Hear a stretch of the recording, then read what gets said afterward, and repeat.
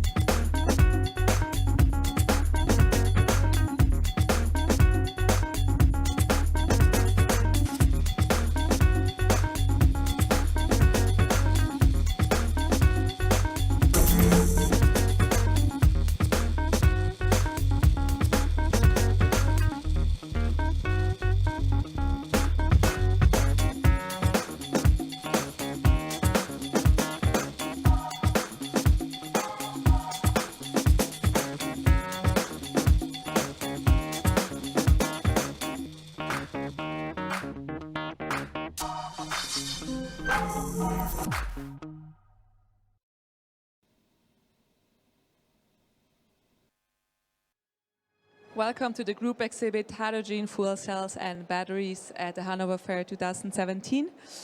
My name is Muriel Burkas and we're here at the Technical Forum. We're here for the last presentation of today and I'm very much looking forward. It will be about PEM electrolyzers improving transformation costs through intelligent stack design.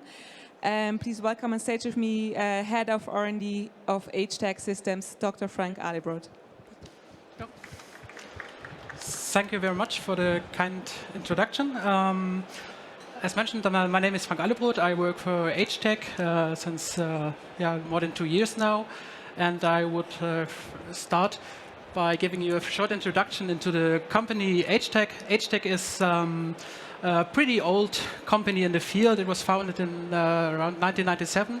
And it was involved in some very nice and very challenging products and projects around the field of hydrogen, but now we focused on PEM electrolysis. In 2010, GP Joule integrated HTEC Systems as a subsidiary within the company. We have now 2 offices in Germany. One is located in Lübeck in the north of Germany. The other is located in the south, close to Augsburg in Bavaria. We have one goal at HTEC, and our goal is the most inexpensive conversion of electricity into hydrogen using PEM electrolysis. Our mother company is GP Joule, which is a pretty young company compared to HTEC. It was founded in 2009, but has already 190 employees. GP Joule is a player around the field of renewable energy, with the goal to supply renewable energy around the clock 100%. We have offices in Reusenkirchen, the head office, very north, in Lübeck, Berlin, Buttenwiesen, and Geislingen an der Steige in the south of Germany, and also international offices in Toronto and in Los Gatos in the United States. So hydrogen is now. This is our new slogan. We often talk that hydrogen is the future, but we think, or we know, it's already the present. It is pretty easy to put hydrogen, if it's produced from renewable energies, directly into the gas grid. That's one opportunity. You can do methanization and use the methane for different purposes. Of course, mobility. We all know the Mirides, the fuel cell cars. You can use it for fuel cells. Of course, there's industrial applications, chemical applications, and what's the future? It's the reconversion into electricity. So the PEM electrolysis cost breakdown, there's one study saying what actually are the cost breaks, the costs for a PEM system and for a PEM stack. On the left-hand side, we see that a stack contributes more than half to a PEM electrolysis system. On the other side, we see the cost breakdown of a PEM electrolysis stack, saying here that we have 51% only for the bipolar plates. That's a European study, the final report, which was announced just a few years ago. Actually, I must be honest, this is not our costs. I'm actually not allowed to give you the costs, but let's say it's not so far away from the truth that we see it. But when we have such a cost breakdown, we can think about what will we do to reduce those costs. Of course, first we ask us what are the most expensive components. If we have identified them, we can of course say, let's reduce the costs on them. Can they be replaced? Do we really need them? Or can we reduce the waste, which is actually a very nice possibility to reduce cost. We talk to all our suppliers, and then we say, okay, what's the best compromise that every supplier has the fewest waste, and by that we can decrease the costs for the entire stack. And of course, there's another possibility to reduce costs is by mass production, thinking from the beginning. Not only think, oh, what's the cheapest way to produce it in 10 or hundreds. Just think from the beginning. Let's produce 10,000. Let's produce 100,000. That's what we need for the future energy system. And of course, if it comes to 10,000 and 100,000, there must be also the possibility to manufacture it by robots. Think about limitations by the suppliers. Can they, if you have a good supplier, but can the supplier also distribute 10 times, 100 times more as he is distributing now? And of course, one challenging point, especially if it comes to PEM electrolysis, is the availability of raw materials. Do we have enough iridium, platinum on the planet? Can it be produced? Can it be mined? And of course, there's also another possibility just by using the overload capability of the stack. So it's pretty easy to have a stack and put 400% on it, then you have very low specific cost, but the lifetime is a disaster. So you have to find an intermediate way. So we did this, and the first result is what we are very proud of, that we are now able to sell a PEM electrolysis stack, the so-called HTEC S-series, with a weighted production of 0.40 to 3.38 kilograms of hydrogen per day. If you want to just have a S30/10, it comes with 1 kilowatt electric power. It's pretty easy to calculate. Each cell of those stacks has 100 watts. The load range is in between 0.2 to 6 kilowatt until 9.4 kilowatts. We have an overload capability of 188%. We are also able to give a mean MTTF, mean time to failure, and we say this is 40,000 hours now. We've done some very intensive testing in the last years with a total testing time of over 100,000 hours. And with our newest design, we didn't have any failure. As well, we didn't see any significant degradation. This was almost zero. Also, what is pretty new this year is our M-series electrolyzer. So we stepped back. We don't sell only stacks. We also sell electrolyzers. This is the ME100/350, and it produces 100 kilogram of hydrogen each day. The maximum power is 350 kilowatts. And in overload, we can also produce 140 kilograms of hydrogen per day. So, and there's one more thing what we offer with this electrolyzers. This is a guarantee of 4 years. So it's called our performance guarantee, and it comes together with a maintenance contract. So if you want to hear any more details about purchasing such an electrolyzer or purchasing a PEM electrolysis stack, our booth is pretty close, C58, and we can give you pricing and everything on the booth. So the data sheets are available as well for both products that we offer, and I would be very happy to introduce you more detailed into our products at our booth. Thank you very much for listening. Thank you very much for your time and your spontaneous presentation. Are there any questions for him? No? Okay, I think call it a day at the technical forum. As he announced, if you have further questions, go to the booth later on or tomorrow or this week. I hope you enjoyed the technical forum on the first day, and we will start tomorrow at 10 a.m. with the first presentations right here. Okay. Have a good afternoon, evening, and see you tomorrow. Thank you very much. Thank you. Thank you. Hydrogen storage, the characteristics and the application. So we want to balance out power deficits or surpluses as a result of forecast errors for wind or solar power, while it can be supplied within a relatively short period of time, so we can achieve quite high sales prices.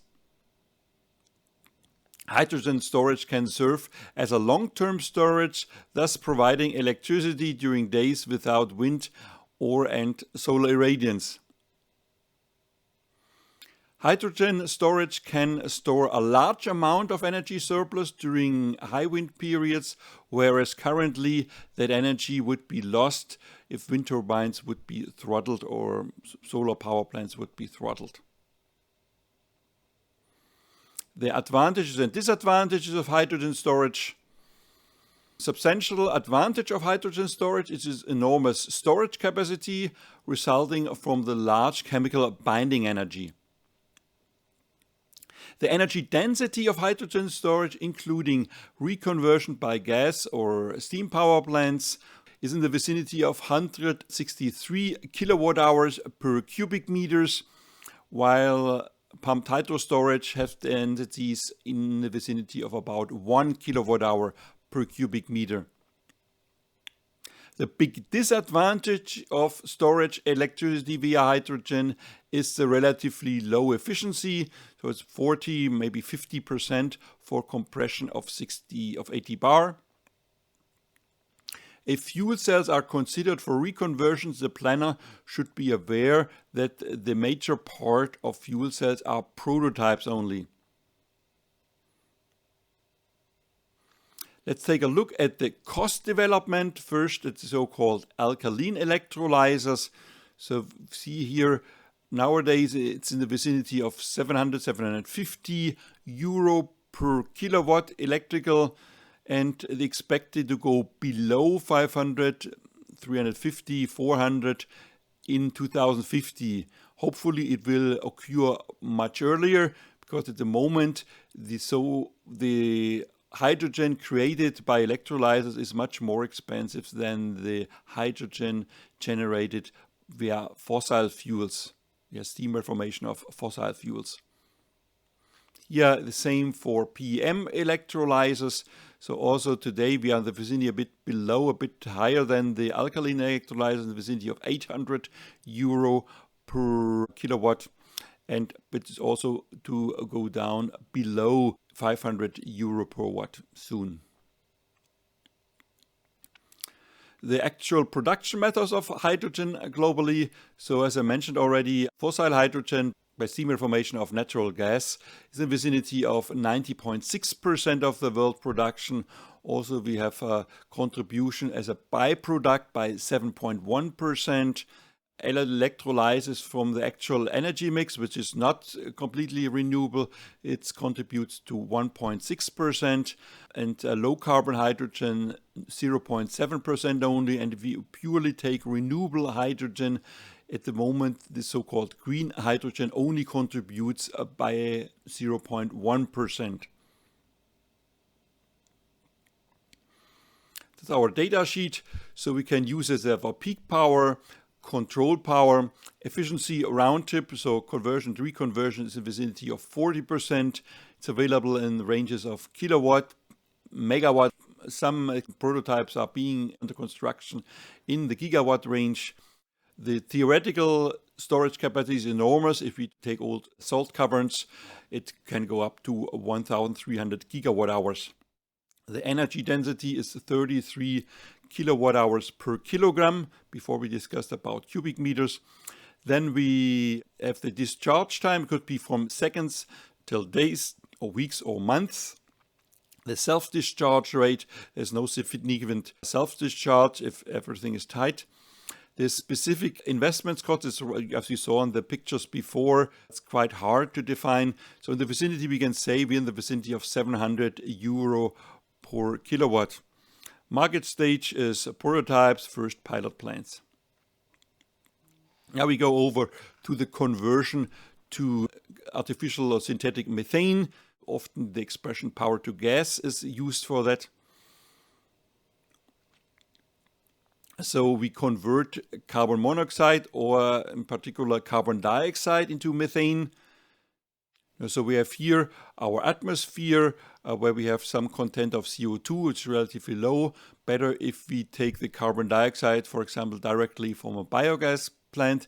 Then we have our created or generated hydrogen, and together with hydrogen and carbon dioxide we form methane, and we have a leftover this oxygen. The efficiency could be up to 80% for the most modern plants. We come to this a bit later. The reaction is we have 4 hydrogen molecules and 1 carbon dioxide molecules, and this forms methane and 2 water molecules. Here we see it again. So we have here the same as before, the electrolysis. We create hydrogen, and together with carbon dioxide in the so-called methanization process, we form CH4, methane, and there's a huge network existing already on natural gas. We can use the tanks, we can use the pipelines, so we don't have any additional investments cost on that side. Here we see the complete cycle of storage, use and reconversion. Same as before, we got solar and wind power. Via electrolysis we form hydrogen, and additionally we have carbon dioxide. In the so-called methanization process we form methane, and we can use the extensive network, which is much larger than the hydrogen network, to store and to distribute the methane, or same as natural gas. Also we can use some parts directly, for example battery electrical vehicles, electricity directly, or we can use fuel cell electrical vehicles which work via hydrogen, or we can use vehicles which may be a combustion engine and use methane. Here we see the different sectors of use. So first, power generation could be solar, wind. What's dominating at the moment, as you saw before, for the hydrogen production is fossils. Then we have the water electrolyzer, we have hydrogen storage. With some of remaining carbon dioxide, we can form natural gas. Then we can distribute the hydrogen via trailer or via hydrogen pipeline. Is to be considered that the molecule of hydrogen is much smaller than the methane molecule. So the pipelines, the valves and everything has to be very tight, and this relates to higher investment costs. Then we have at the end the applications. So we have it for mobility. We can use it also for residential use, for heating and or electrical power supply. For the industry, which is the largest consumer of hydrogen.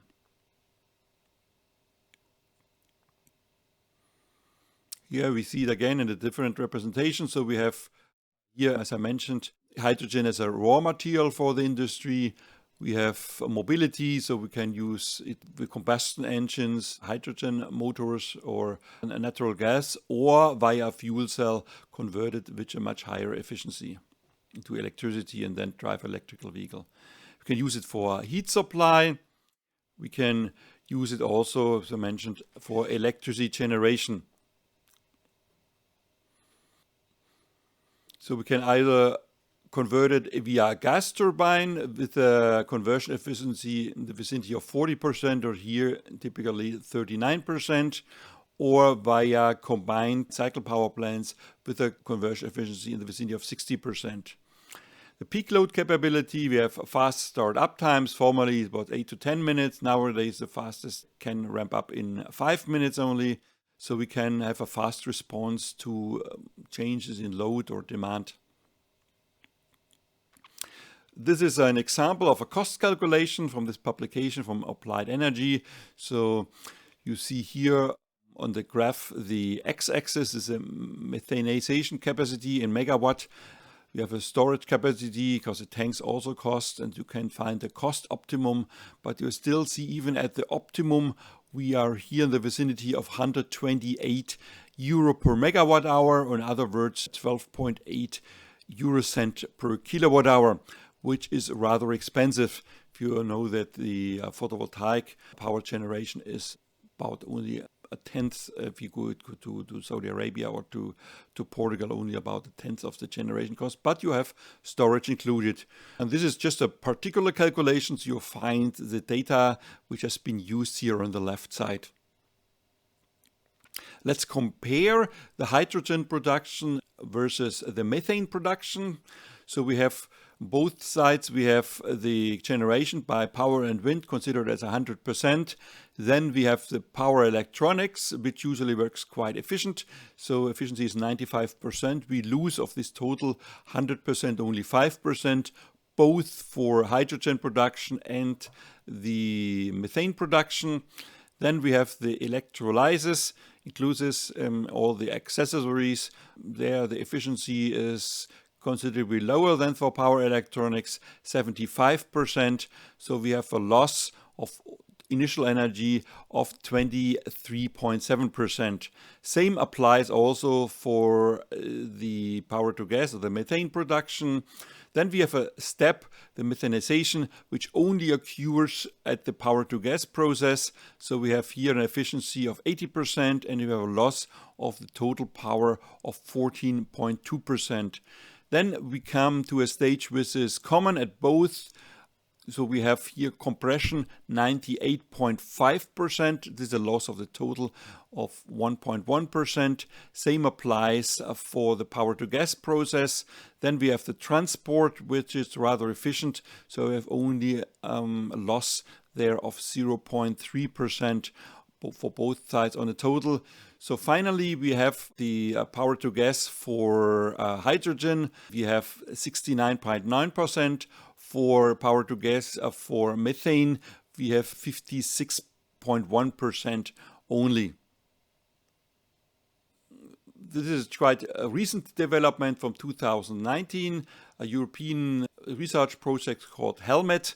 They met at the end is for methanization, and they achieved efficiency of 76%, and they hope to get soon towards 80% of conversion from electricity to methane. How does it work? We make optical use of the process heat from methanization to cover heat consumption of the electrolysis. There's applied a high temperature electrolysis, which works at about 800 degrees Celsius and high pressure. So that has a high efficiency. During the electrolysis, the power is used first to decompose water into oxygen and the energy carrier hydrogen. Then hydrogen reacts with carbon dioxide or carbon monoxide to methane, the main constituent of natural gas, and with heat being released. The advantage of methane over hydrogen consists in the fact that it can be fed into the existing natural gas infrastructure without any limitation or further processing. There's also a movie. Germany is betting on renewable energy. By 2050, 80% of the country's electricity needs are supposed to be supplied by renewables. What happens when the sun isn't shining or the wind isn't blowing? Will the country run into power supply problems? There has to be a way to store energy generated by wind turbines and solar arrays. In huge batteries, perhaps? Researchers are looking at many options. This container houses technology that could provide a solution to the problem of large-scale energy storage. Ulrich Süberbuehler from the Centre for Solar Energy and Hydrogen Research has high hopes for it. What's innovative is the method. You take the electricity that you can't store and convert it into an energy-rich compound like natural gas. Then you can keep it for long periods of time. The concept that the researchers are testing here is called power to gas. It works like this. Using electrical power, a chemical process known as electrolysis is set in motion. That breaks down water into its two constituent elements, oxygen and hydrogen. Then, carbon dioxide is added to the free hydrogen. The two react and produce a substance that is used in stoves and power plants all over the world, methane or natural gas. The reactions that create the methane are controlled in a neighbouring building. This chemicals facility is unique because it can be started and stopped quickly, in up to 15 minutes. Conventional chemical plants typically take much longer to gear up and shut down. In converting power to gas, however, operators have to be able to react fast. When there's too much power in the grid, then you have to turn the plant on quickly. And when there's too little, you have to shut it back down so that there's more electricity available to the grid. Up until now, we haven't been able to meet those challenges. That's why we're working on making the technology able to cope with the demands of the near future. Even so, around 30% of the generated power is lost in converting electrical energy into chemical energy. That sounds like a lot, but the researchers say it's worth it, since the only alternative is to turn off the turbines and solar arrays when production is too high. This is a good approach because you can't save the electricity. First, you go to great lengths to produce power with renewable technologies, but when they produce too much, you have to turn them off. This is how we can change that. It's true that there are losses when we turn the energy generated with renewable resources into fuel, which is chemical energy. But at least then it isn't lost completely. An old gas storage plant still stands in front of the new research facility, a reminder that the infrastructure for transporting and storing methane is already in place. This one could hold many tons of the fuel. Methane is a fuel that's easy to store, and in Germany we have excellent infrastructure for transporting it. We have huge underground storage reservoirs where we would be able to store large amounts of the gas for months at a time. In power plants like this one, the stored natural gas can then be burned to produce electricity when it's needed. Modern natural gas power plants are the ideal complement to environmentally friendly energy production, closing the cycle that begins with the conversion of the power into gas. The power-to-gas system would boost the effectiveness of Germany's switch to renewables, because power production would no longer be tied to the vagaries of the wind and sun. Let's take a look at the costs and the capacity available. First takes a look at the actual electricity consumption in Germany. It's in the vicinity of 600 terawatt hours per year. We have about 70 gigawatt of installed capacity. Usually of this capacity there is not considered wind and solar. It's just only constantly available power. Then we have the storage capacity. So we have a pumped storage and batteries is only amounting presently at 0.07 terawatt hours. So this would reach only for a couple of minutes. If you would use some part of the electrical vehicles, for example, if you have in the future 45 million electrical vehicles, each has a battery of 40 kilowatt hours, and you would allow only for 25% of discharge for this purpose, we would have an electricity capacity of 0.45 terawatt hours. So this would this would lead to a range of 6 hours of the electricity network and the electricity consumption. Gas power, this would have a capacity of 130 terawatt hours. So this would cover 2 months of electricity consumption. The costs, so as I mentioned already, it ranges from 700 to 1,500 euro per kilowatt. If you calculate the energy supply costs, so for thermal use of natural gas is 2 to 3 cents per kilowatt hour of thermal energy, and goes up to 8 euro cent per kilowatt hour for electrical use. So it's relatively expensive, but prices are going down. So the advantages of power to gas, so electricity from renewables is available around the clock. Wind turbines and PV systems must not switch off during time of overproduction. Reduction of CO2 emissions. Grid stabilization. Disadvantages are the high investment costs is in the vicinity of 20 to 30% more than for fossil fuels infrastructure. For example, here this is calculated for the PMA electrolyzers. This contains costly platinum electrodes and so on. The efficiency electricity to electricity is lower than 50%, so numbers of 40%. So that's it from this part. Next chapter will be on batteries. We start with the traditional lead acid battery.